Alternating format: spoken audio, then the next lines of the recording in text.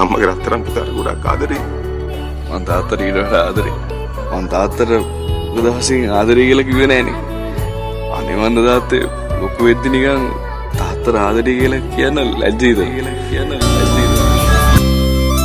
තාත්තගේ යාලේ සිවනෙල්ලෙම එළවිලා මාත් එක්ක ඉන්නේ හදපතුලෙම නැවතිලා රජ කුරිලා